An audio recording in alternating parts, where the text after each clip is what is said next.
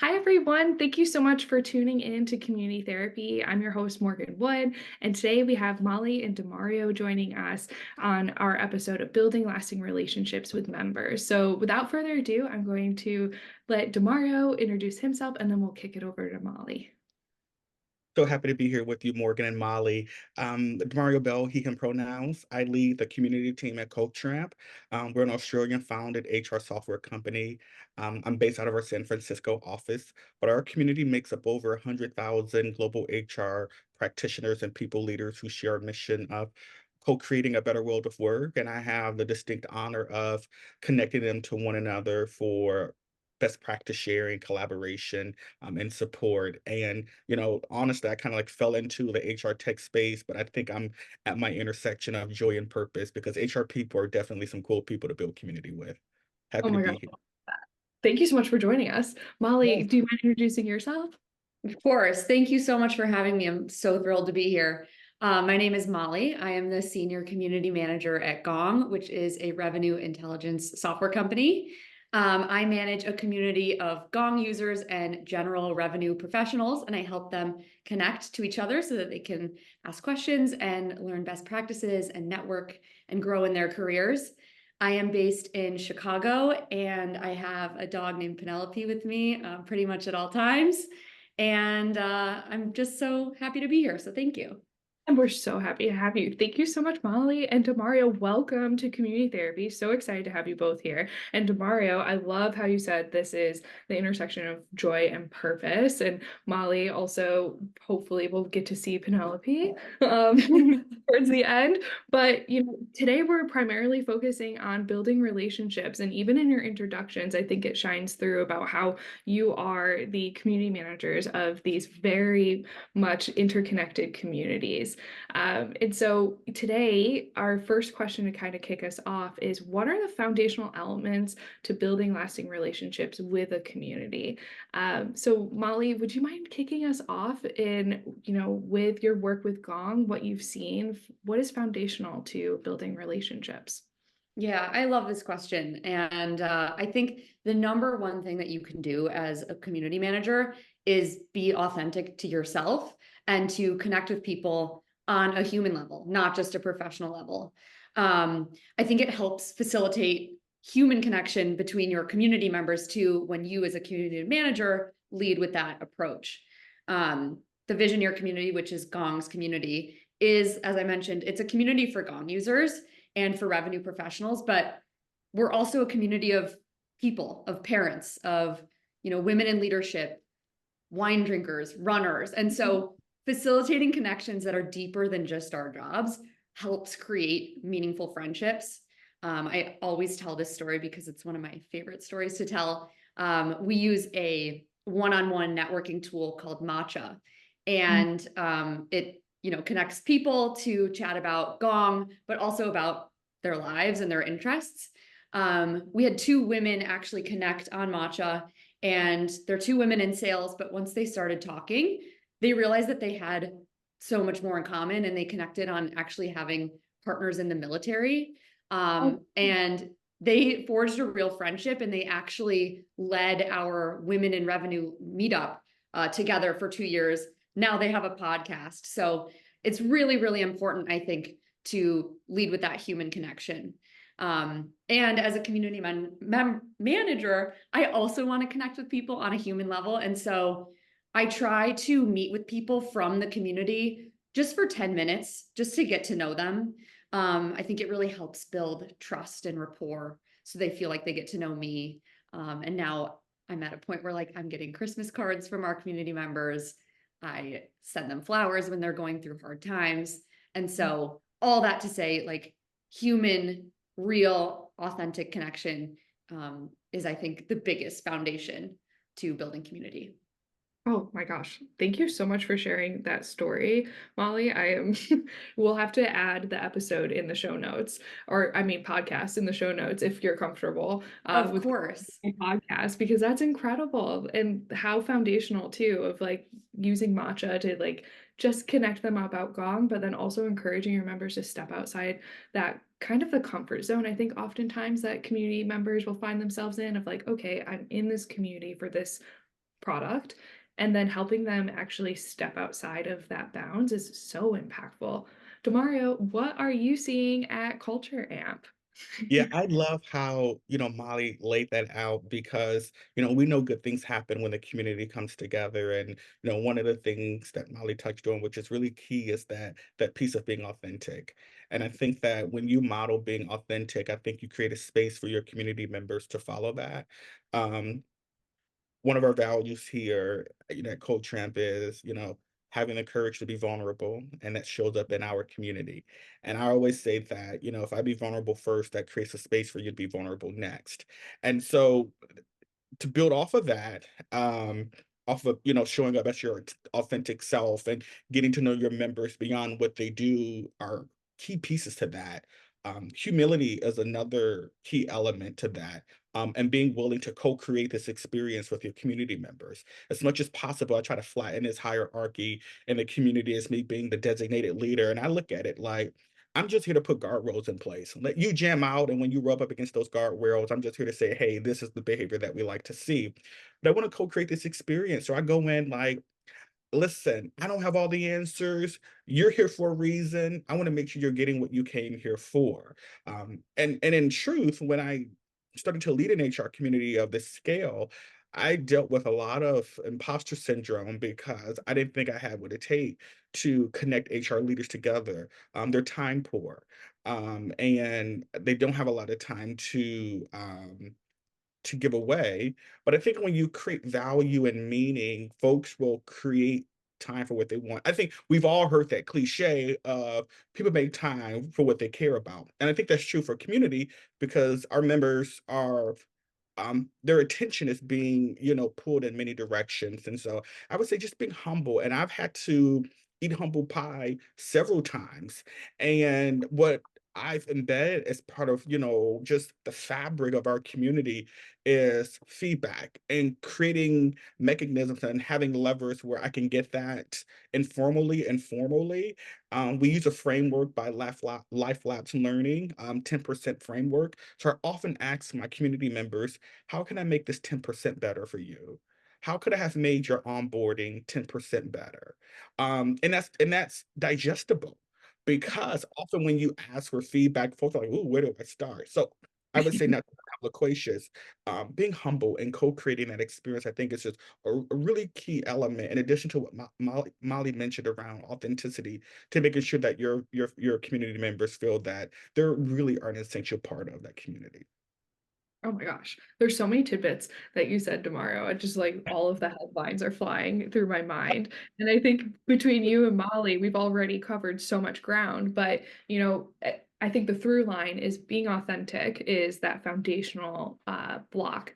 And then as you're building up, I think the next level is sort of, okay, you've decided with your either yourself if you're a single community manager or with your team that this is your authenticity, this is what feels right for your community. And now you're kind of starting to look towards what problem are you starting to solve, or how do you identify what problem you're solving? Because I think, Molly, you said that, at its core, authenticity is where really that base. And so now that you have the authenticity, Demario, where do you go for, starting to solve the actual problem? And I think that's where business starts to come in. And that's where things start to get a little more complex as community managers. Yeah, great question, Morgan. And I had the luxury, of inheriting, our community here at Cold Tramp. And when I joined, the community had a very rich history within the organization and brand as well. I think the other layer to being authentic and building community um, is identifying who are your champions within the community that can help you lay out that foundation. Because at the heart, what they want should be at the center of that strategy. And so when I joined, Coach Trump almost 2 years ago, the first thing that I had done was do one-on-one interviews. Well, I wouldn't even say interviews. That makes it sound Yeah. formal. I would say one-on-one coffee chats with community Yeah. members who have been in our community for some time to better understand what brought them here, how did they learn about the community, what ways do they find valuable. if they had a magic wand, what is one thing they change about the community? Um, so that's the relationship part. The other piece is understanding the organization's relationship with community. So how does the business interact with community? Not just the team, but the members with the programs, and to better understand what problems the business is trying to solve. Because essentially, the two for the community and the business should marry each other. And while it's not always a perfect marriage, there's going to be some tension there.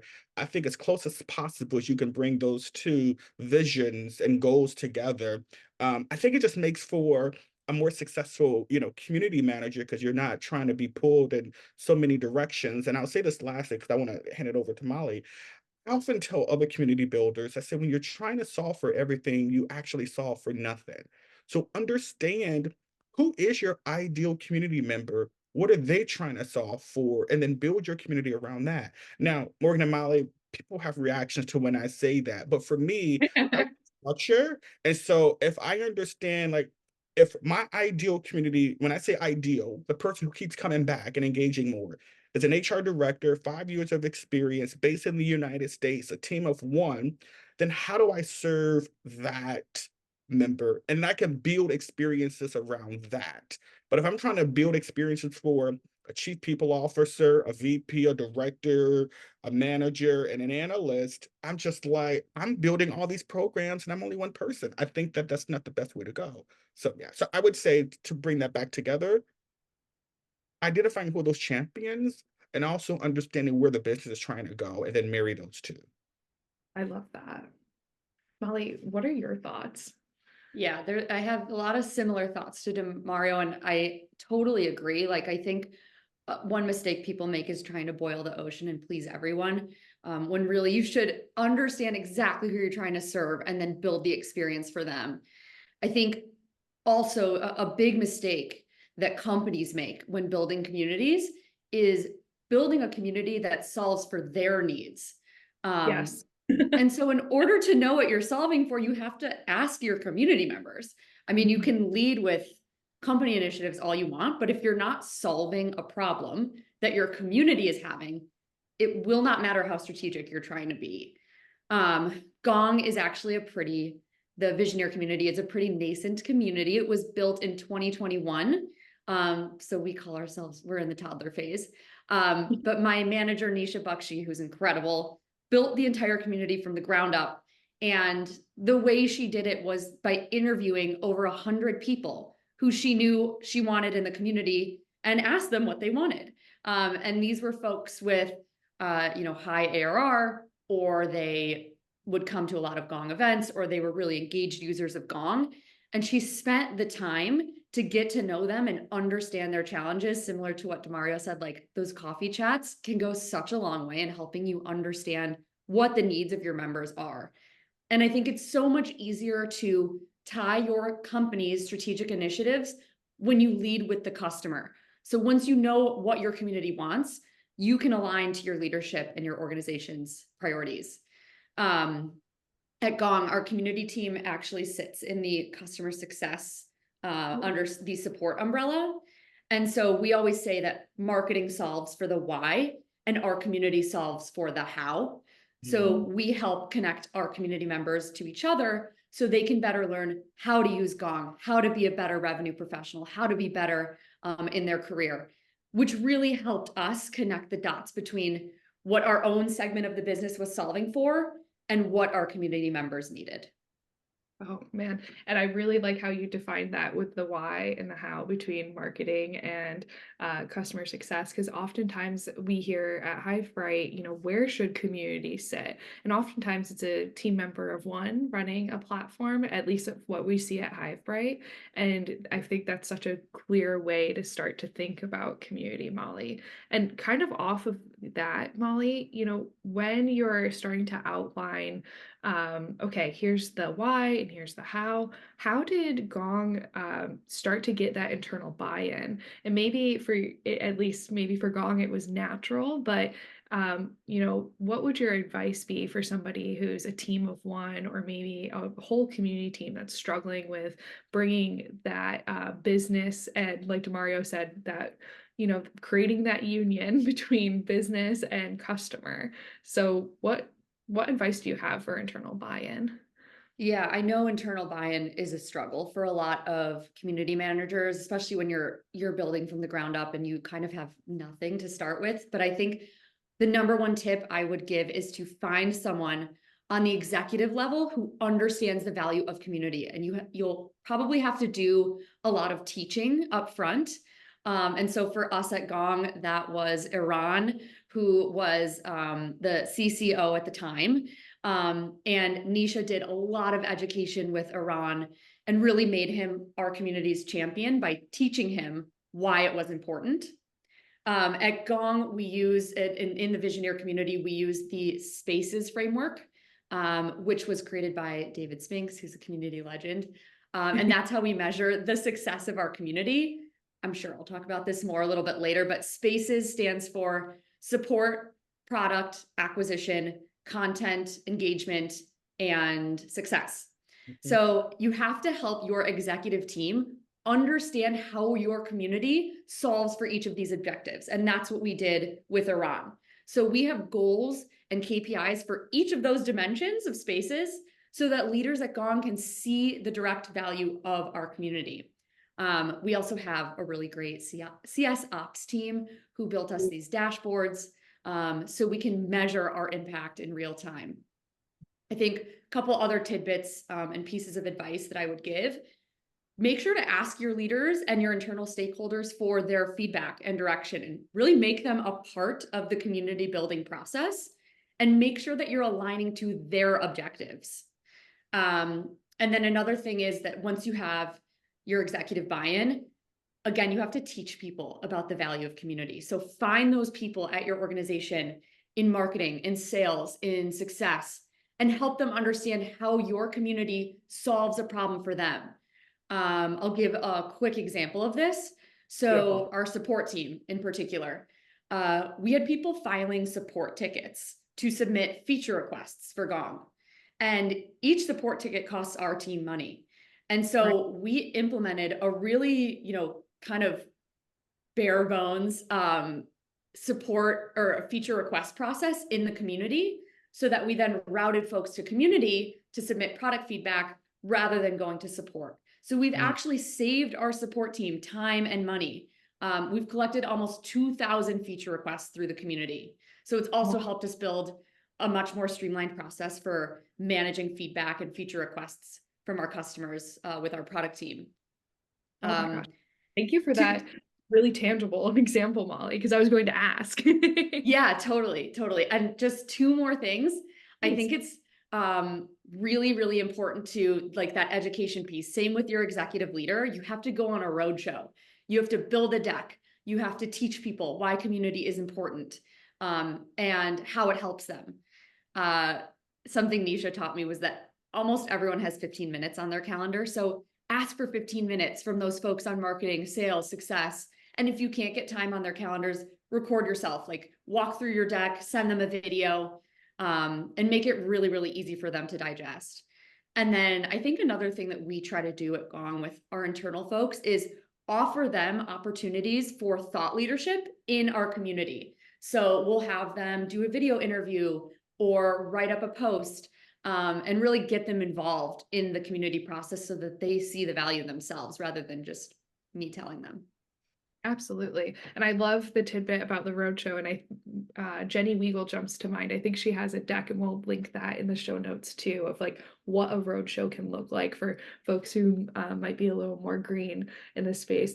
DeMario, in culture amp context, what did internal buy-in look like? And I know you said that you inherited the community. So did you have already have all of the buy-in, or did you find yourself similar to Molly and Nisha having to go on a roadshow and get that time? What did that look like for you?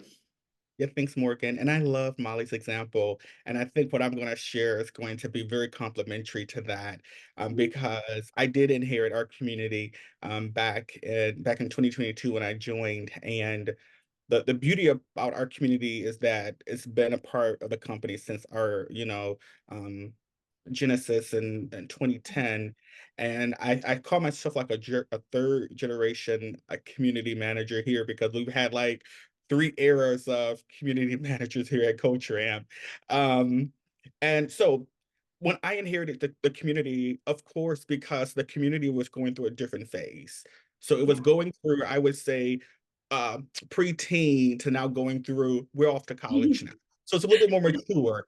And so the team that was in place, Morgan, was the team that the community needed to get to that point.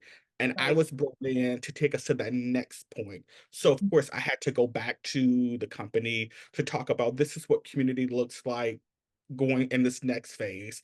Here's what our goals look like. Because prior, and this is the first time I ever said this publicly, but we didn't have goals around community. It was more like, let's just build it and see what sticks. Let's build Yeah. awareness, and then we'll get to the goals part.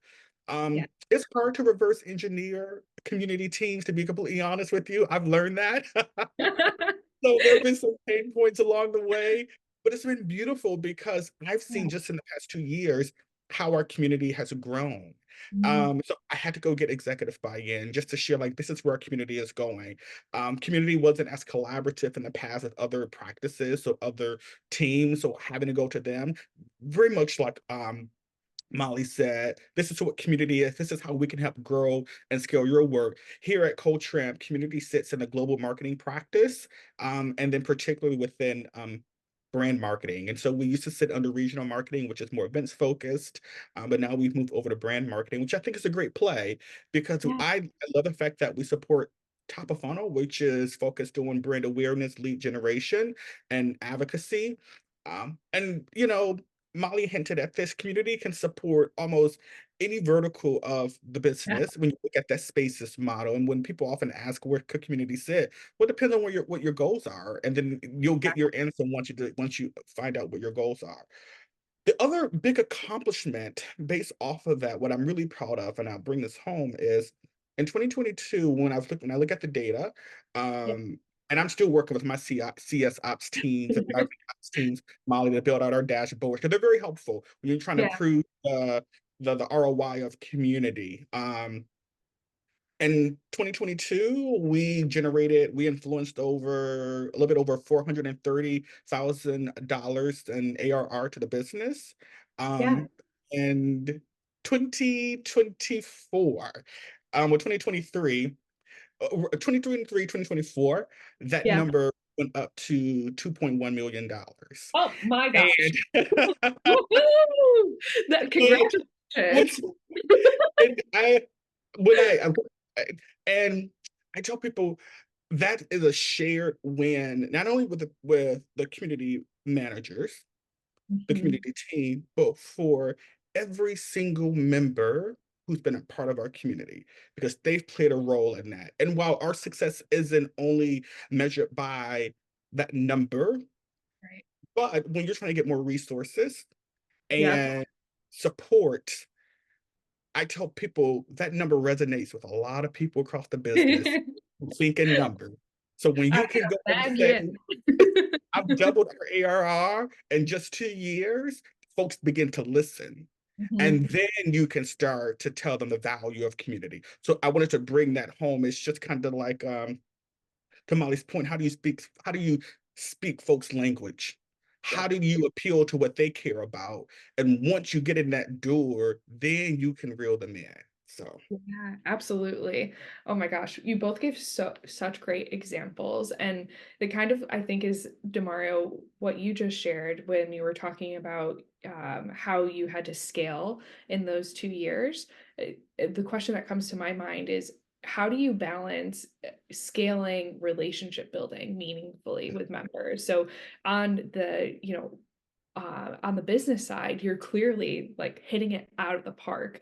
I think with my community manager hat on, not, business ops and community, just community manager, how do you balance building meaningful relationships alongside that? And I think you started to hint at that with it being a shared win for every member, but I would love to learn more from your perspective. a great follow-up, Morgan. I would say, and I say this to everyone who works with me and interacts with me, I'm never too busy for the community. I'm Mm. never too busy for the community. So while I'm in meetings, while I'm, juggling other, business priorities, and Molly knows that, you know that Morgan, we're often, juggling multiple priorities. To go back to Molly's point, no one is someone always has 15 minutes on the calendar. And I always tell people I always get 15 minutes, my calendar. Something that I adopted from Nisha, is I give people my email address and I say, just put time on our calendar. If it's a conflict, I'll move it around, but here's my email address, just put time on our calendar. And I really like that because I don't want to go back and forth and like, what time are you available? What time am I available? Here, what time? And if I will suggest a new time. But I would say as you are working internally, building those relationships, um, developing strategy, never become too busy to keep a pulse on what's happening in the community. So for me, those coffee chats are important. I've built friendships with community members as well. Um, I host micro working sessions with some community members. I make time, and I don't want to make it sound so clinical. I make time. I have to. Culture didn't hire me to be a project manager. They hired me to build relationships that's going to endure. And so I can't lose focus of that when I'm building and scaling the team. It's you're hired here to be the voice of the customer. You're hired here to represent them back to the business. And so I always find time, no matter what, to make sure that even if it's just an hour a day, I'm able to just jam out with them. And to be honest with you, I say this when work politics become too much for me, I have a playground. So I can go over to the community and Yes. get a break from the work politics and jam out with them and have a good time. And to be frankly with you, I much rather do that all day to deal with than deal with the work politics. But I guess I have to go play with the with my colleagues at some point. So yeah. I love that framing of it too, because it's kind of that space where you get to be more creative and connect with others. Molly, I know you mentioned the 15 minutes, and DeMario, that's something that resonated with you as well. What other ways have you found, Molly, that you create or create space for scaling memberships at large in your community? Yeah, that it's similar themes to DeMario and what he shared. Something that I truly believe community members should try to do if they can is do things that are unscalable for as long as possible. Mm. So, like I mentioned, have those coffee chats. When I started as a community manager, I was sending messages to every single person who joined the community, and I would send them a link to schedule time with me, 10 minutes to chat, just so that I could learn more about them. So I started meeting our community members, and I would have like so many of these meetings just so that I could learn more about their needs and what they wanted to get from our community. It also helped create a great foundation for me so that I could establish myself as a point person in community and have a better understanding of who that community was and what they wanted. I also always recommend like use tools, use programs, things that exist that help connect your members to each other and also help you connect with your members. So I mentioned Matcha. Matcha is a tool we use. It was actually when Nisha was building our community and she was asking those 100 people, what is it you want from the Visioneer community? The number one request was to be able to connect one-on-one with people like them. And so we use Matcha to facilitate exactly that. We have matching programs for our customers, for general networking, and then we also have one for women in revenue, which was actually created out of our meetup, which I'll speak about in just a moment. Mhm. But the great thing about Matcha is that you can create your profile based on a set of fields that correspond to your role or your location or your interests, and then you get matched with people like you. And so we've facilitated over 1,400 one-on-one matches since launching the program. So it's been really, really impactful for us. The other thing I want to speak about that's really helped us scale relationship building is our meetup program. So we have 2 meetups that are led by our community members. One is for women in revenue, and the other is called How Visioneers Use Gong. And it's a meetup for folks who are Gong users to come and showcase their own use cases and teach people how to use Gong. And what's so magical about these meetups is that they're run by our community members.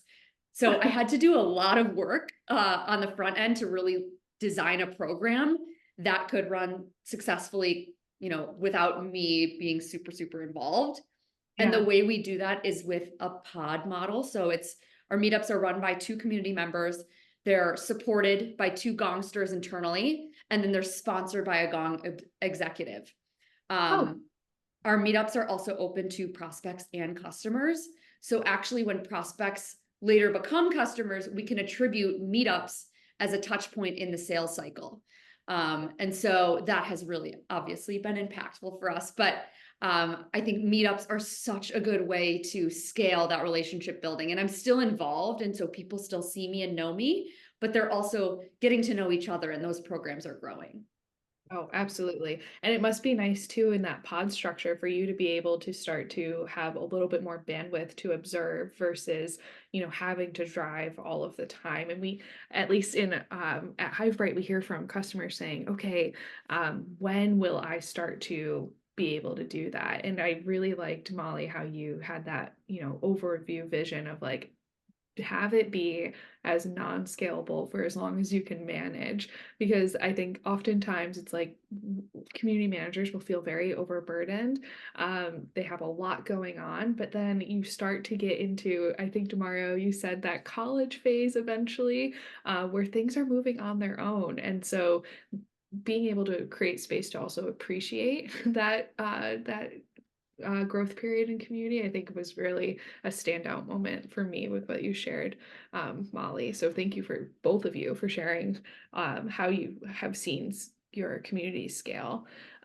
So I think very naturally, our next question is, what are best practices for getting your members to engage with one another? And Molly, if you wouldn't mind kicking us off, because I know you've touched on matcha, but you know, aside from matcha, what are your best practices internally at Gong, and how do you tailor that to your different community personas? Yeah, I will sort of pick up where I left off with our meetups. So I think the biggest way to really get members to engage with each other is just to listen. Again, I'm going to sound like a broken record by the end of this, but listen to what they want and tailor your programs to their needs so that they can more naturally engage with each other. And so with our meetups, actually, our How Visionaries Use Gong meetup used to be a meetup for data in Gong, because that's what we thought people would be most interested in. But once we got feedback from those folks, they wanted it to be a little bit more general. They wanted to hear from folks in all different roles. And so that meetup evolved. Same with our Women in Revenue meetup. We had the idea to create this leaders in revenue, leaders in sales meetup.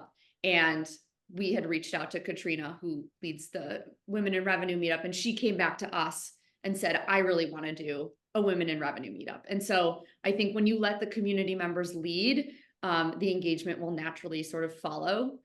I think I mentioned this earlier, but people are much more likely to connect when they have more than one thing in common. And oftentimes it's more than just their job.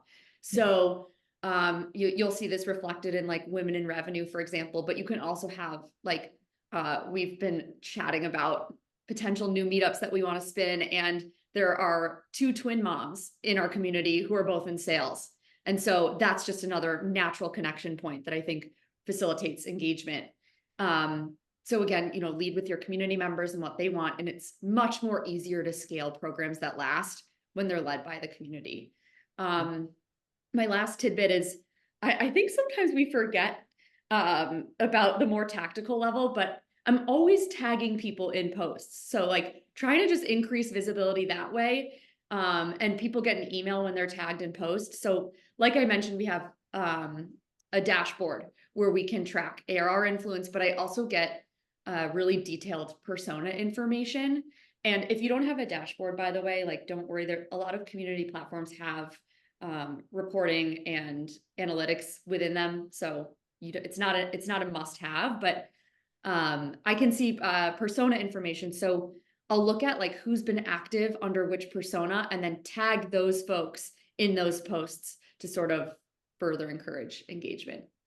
Ooh, that's a really good tidbit too, of like looking at the recent activity and kind of enticing them, especially if they're more learning and not necessarily engaging yet. How can you tap into their interests? So thank you so much for sharing those tidbits, Molly.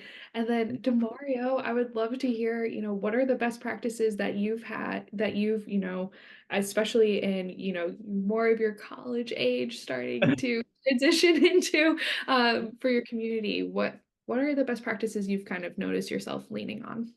Yeah, that's a great question. I'm gonna try to hit that as quickly as possible. So here at Cold Tramp, community exists in everything that we do. Mhm, So we have our People Geek Slack community, which has over 40,000 members. We have over 105 global chapters in 83 cities and 21 countries and over 12,000 members and 150 chapter leads, we use a federated model for our chapter. So very similar to Molly's meetups, our chapters are a federated model. What I mean by that federated model, we've created a structure where our members share responsibility in the success and the operations of our global chapters. We also host geek ups, which are our version of meetups. And so our I love regional it. marketing team, it's playful. It's We so call perfect. ourselves people geeks. That's the we call ourselves the name of our community is Culture First. I should have said that at the beginning, and we call ourselves People Geeks. Oh my gosh. Um, Best practices, and so I say that for context. Yeah. There is, and we have our Culture First podcast as well. So there's room for our community members to engage in whatever is appealing to them and what they need on their journey. Um, in our People Geek Slack community, we leverage Donut, who's been a great partner to us. Mhm. And we've actually seen high activity with Donut. With water cooler conversations, icebreakers, it's really been a great way for our community just to be who they are, which are people at the end of the day. Um, I'm looking just at my notes. The other thing, and Molly has driven this home, our coffee chats. I really think that people really just want to get to know each other more and just have unstructured conversations. And so coffee chats are a great way to do that. Some other things that I've done, and I like that Molly mentioned, which are um personal messages. So I do this very same thing. So every member who joins, on average, I onboard maybe 100 to 200 new members in our People Geek Slack community per week. And I send them a personal message to say, hey, welcome to the community. I'm always here. Do that. It sets them up for success. And then I find ways to amplify their voices as well. So how do I create space for our community members to know more about each other in the community? And then swag, of course. I love sending swag to our community Ooh. members as well. And I think we have great swag here at Culture, and we tie it back to our mission. But swag is another way and you talk about scaling engagement. I think it gets people in the door. Now, I'm currently working on a rewards model that's influenced by Maslow's hierarchy of needs. And Mhm. so, how do you continue to incentivize behavior that you want to see in your community based on intrinsic and extrinsic motivators? So, it's a lot of research that I'm doing that goes into that. And so, I've started to socialize how I'm using Maslow's hierarchy of needs to influence what that reward structure will look like. Oh my gosh. And I am so excited to hopefully eventually read about how the people geeks in your community adopt that reward structure. That just sounds like Yeah, such a perfect match for people geeks using Maslow's. That's incredible. thank I'm you. also I do want to point out that your community is massive. And It so is. Oof. it you mentioned you have two people on your team, is that correct? Yeah, we went from a team of four to a team of two. Yeah. Wow. The And core so team, the core community team. Yeah, a team of four, team of two. And so are your members, I know you mentioned federated model. For folks who maybe aren't familiar with that, would you mind taking a moment to just kind of explain what that looks like with your team and how you kind of are balancing that workload? In Slack, you mentioned 40,000 and then you have so many different chapters. So in your mind, when you're thinking about best practices, and then also we were mentioning scale earlier, where does that resonate for you, just from your viewpoint of being a team of two now? Great question. When we, like every other company, went through rifts last year, my colleague and I, we had to pull ourselves together and think about how do we maintain, like, what do we continue, start, or stop doing? Bottom line. Now we've always had the federated model, so let me just lay that out in greater context for folks who are asking what's this federated model. Um, it's shared responsibility over the community and the programs, and it's basically we give our chapter leads responsibility to host events in their local community. So we give them a stipend per quarter. We give them the tools and resources that they need. Platform, we leverage Bevy, and we say go have at it. We support them internally, but they pretty much organize all events. They're responsible for recruitment, the promotion, and the engagement in their local chapter. And so for the new members in our chapters community, their first point of contact is their chapter lead, and then us here at Culture. Now, we're not hierarchical in the sense that they can't talk to us because they can, but because we're not in their local community, um, they have their chapter lead. So we leverage that federated model where our chapter leads help us, build those relationships across the globe. Volunteer fatigue is real. And For so real. we're mindful of how much our volunteers are giving. And in fact, I actually just had to send a volunteer a note a couple of weeks ago. Um, and I just said to her, I said, hey, I said, you're doing a lot for our community, and we're so grateful for the support that you've given. I want to be mindful of what you're contributing. So keep me in the loop about your capacity. And that was a way to not make them feel guilty for what Yeah. they've been doing. And at the same time to say, I recognize what you're doing. Let's just make sure that we're in lockstep about your capacity. And she really appreciated the framing of that because when you're communicating in a digital world, we all interpret messages differently. So she could have interpreted that as, oh, I've done something wrong because I've given so much. So all that to say, ambassadors as well. So when we had to shrink, it was just like, how do we leverage the community's members who want to give more? And Molly can speak to this. You have community members who want to give more. And so you identify those, you put guardrails in place because you don't want to violate any employment laws at the same time. Um, Absolutely not. Absolutely not. Absolutely not. So all that to say, um, we've created a structure where the minimum requirements to be able to have a leadership role in our community. If you give beyond that, that's off of your own volition. But we really want to make sure that our community members, however they want to step up in our community, we create the pathway for them to do that. Now, they're not looking at our dashboards, obviously, and so those things still remain with us. But all the engagement, as much as we can share, we try to share. So. Oh, that's beautiful. And it really tees us up for the next question tomorrow with, community guidelines. And I'm wondering if you can kind of kick us off, and then Molly, if you can then jump into from Gong's perspective and your perspective with community guidelines. So, keeping in mind the volunteer capacity and member capacity, how are you handling conflict? How are you navigating those guardrails, like you mentioned, DeMario, with community guidelines, and what does that look like for your community? Great question. So I had to build our community guidelines from scratch when I joined. And I think now it's like a 6-page document. And I don't expect my community members to read 6 pages. I might be embellishing. It might be more like 3 pages, but it's long. You get the point. It's It's long. long. And so the TLDR of it is, let's leave this space better than we found it. That's the Ooh, TLDR of it. okay. And I run a global diverse community. And we hope almost never that diversity is weaponized and or cause unintentional harm in the community. I say that while the idea of community might seem simple, it's not easy at all.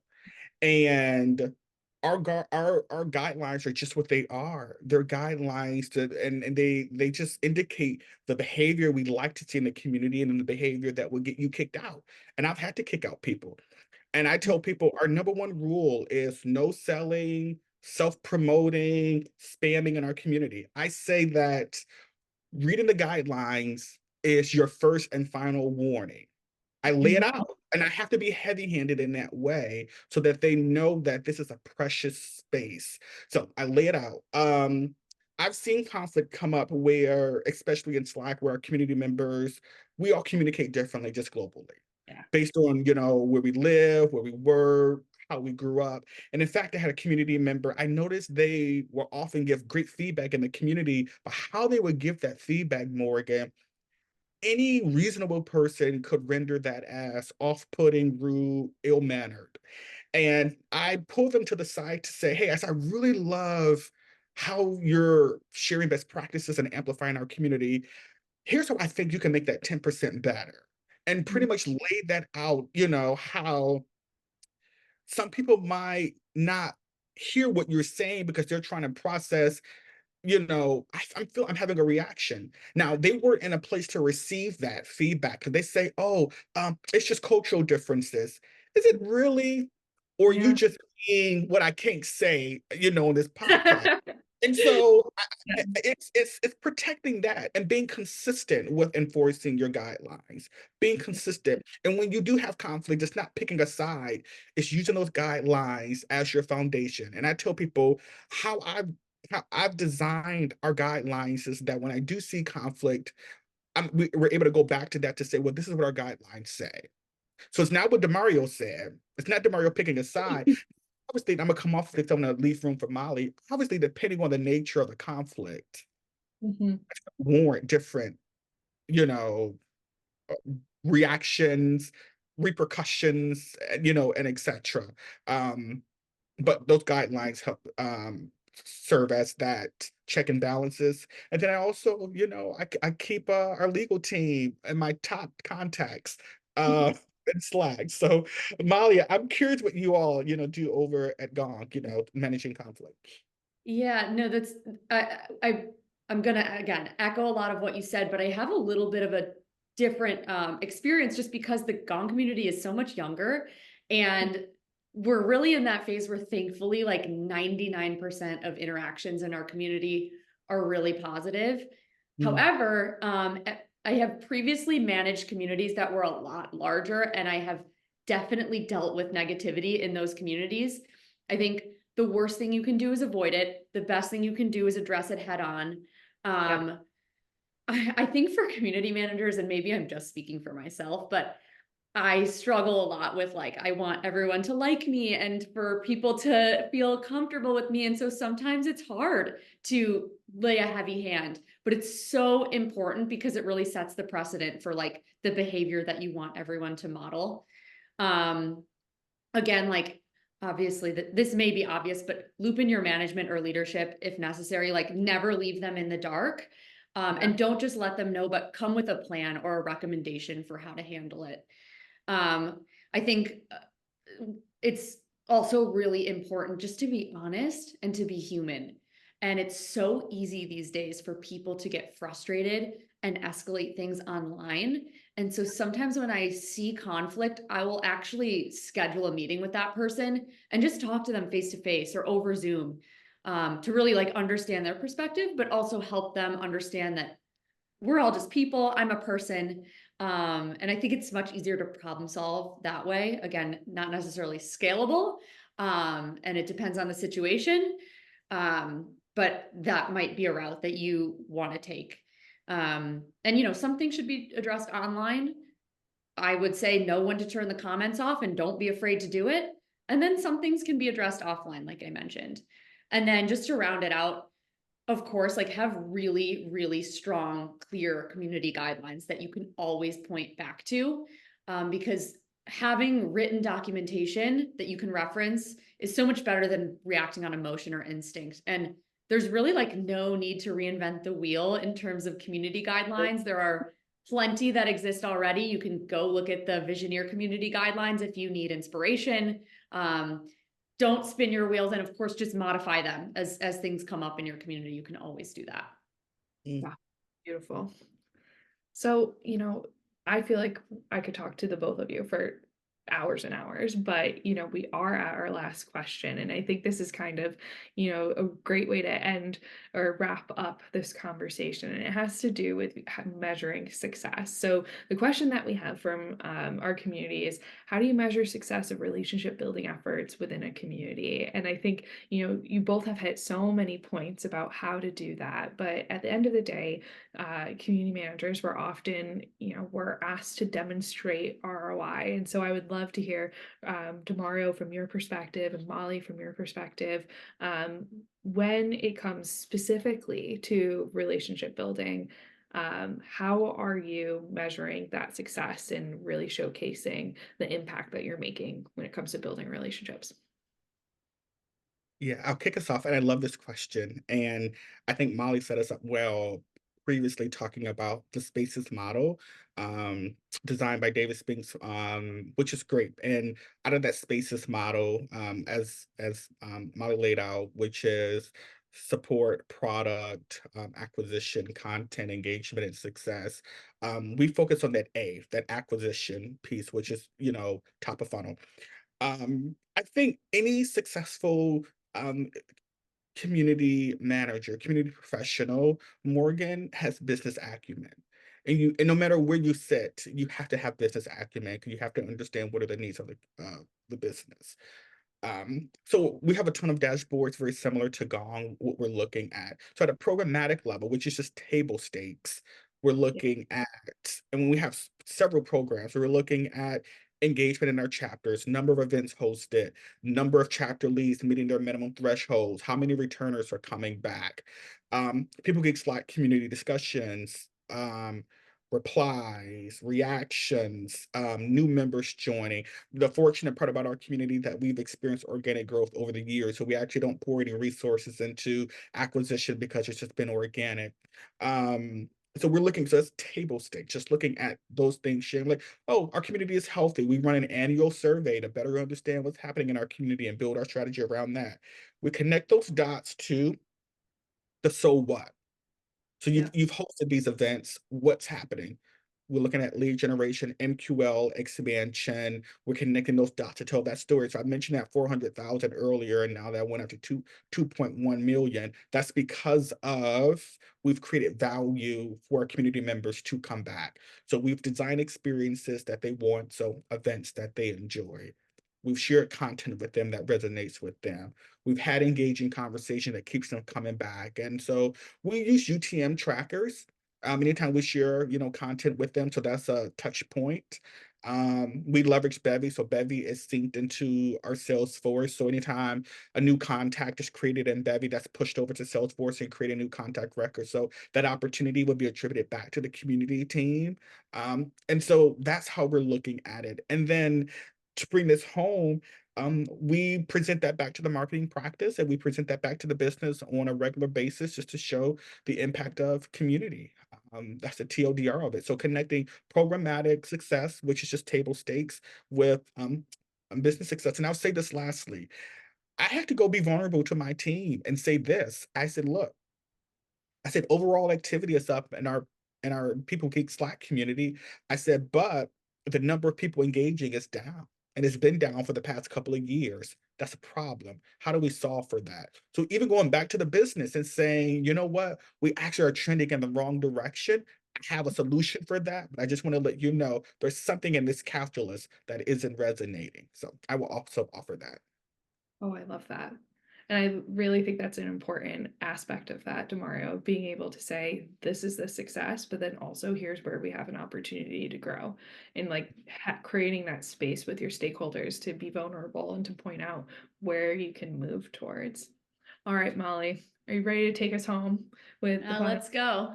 Yep. And I'm gonna bring it back to spaces. We love spaces at Gong. So Yeah. just to kind of hammer this home, I think once you know what you're solving for, you can tie your efforts to your organization's strategic initiatives. And so again, think about your goals and KPIs for each of those dimensions and spaces. And I'll take S, for example. So S in spaces stands for success. The goal there is to drive expansion. You can measure things like percent churn reduction or percent retention of people in community. And what we found is actually People in the Visioneer community buy 3 times more Gong than people who are not in the community. So we can actually attribute retention to the community. And you can use spaces. So if you're positively impacting one or more of the spaces objectives, like you're on the right track. And at Gong, we aim to positively impact all 6. Again, you can create a dashboard. If you don't have those resources, you can use native reporting. For actually a little bit there, I was doing a lot of things manually, not necessarily scalable, but very important work nonetheless. And then just to take us home, like, I think qualitative data is really important too. I get messages from community members who will thank me for taking the time to chat with them, for helping to organize meaningful programs, for enabling our community members to create really helpful, meaningful evergreen content for the community. So when you get messages like that, make sure to save them and keep them in your pocket when you're presenting up to leadership or working towards your next promotion. I think so often we forget about qualitative data, but it's really like, you know, the heart of what we do is that connection. I love that. My favorite tip, I'm forgetting what community organizer, it might have been Max Pete, but you talking about having a win folder and taking those screenshots and putting them in and making sure that you have those easily accessible, even if it's just like that passing message, like you said, Molly, of like, oh, thank you so much for this event. Take that screenshot and then add that to your presentation slide so you can create that beautiful mural of all of the different interactions, because oftentimes like that is the heart of community and being able to showcase that impact, because ultimately, you know, the NPS score doesn't necessarily bring to life all of the impact that you're making with members. All right, so I'm so disappointed we have to wrap up, but thank you both so much for joining us. This was an incredible episode. We'll put in the show notes all of the different resources we mentioned, and you'll be able to access that. And that's a wrap. So thank you, DeMario and Molly. Yay. Thank you.